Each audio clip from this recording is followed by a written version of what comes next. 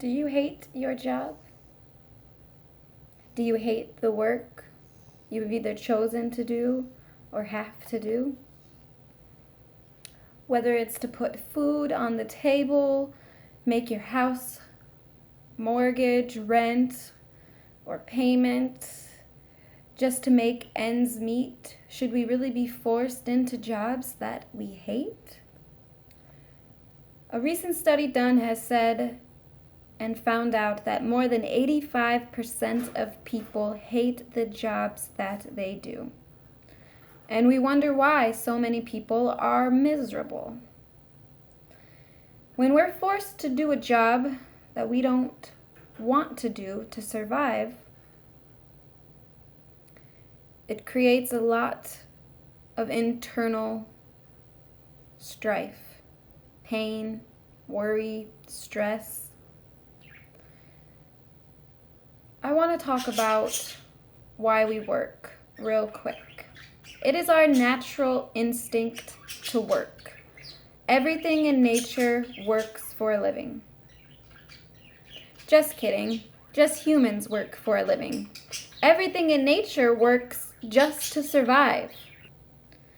It's natural for humans to work, to want to work, to enjoy work. It's our natural instinct to work to survive. Everything on earth must do at least a little work to survive. But for centuries, we used to work in a much more simpler and peaceful way.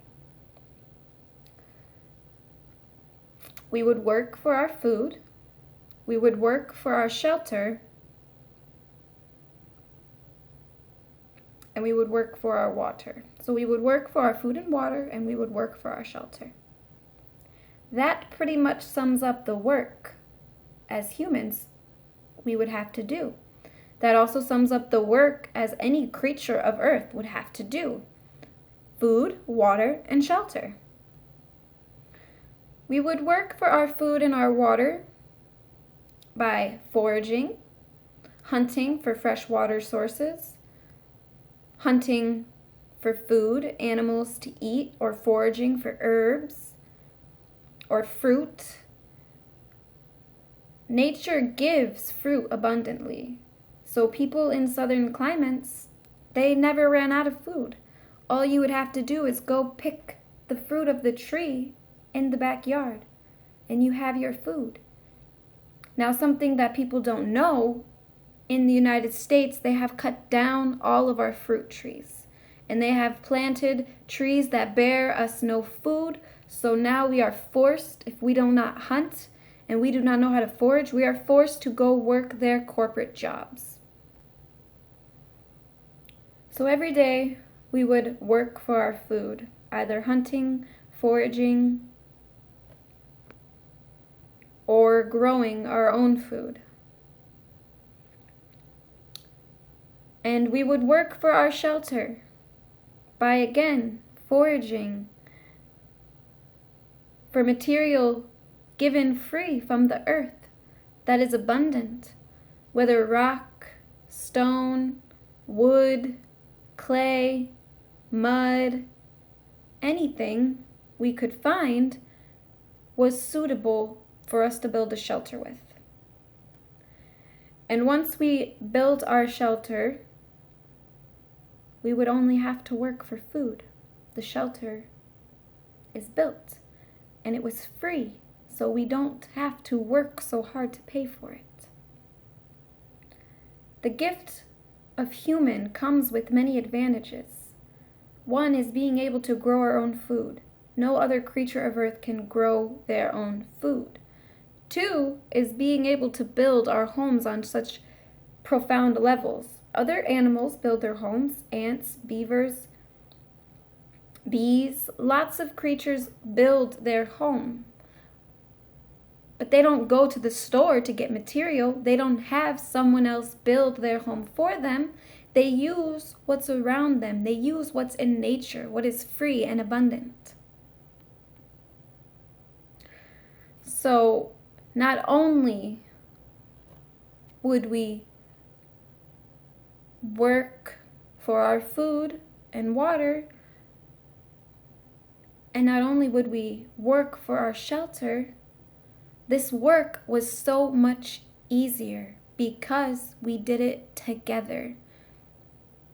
We are social animals, just like very similar to dogs and other creatures who live within a pack or a hierarchy, which is why humans are so easily manipulated into a hierarchy where we have someone on top and we have people below them and we all listen to who's on top.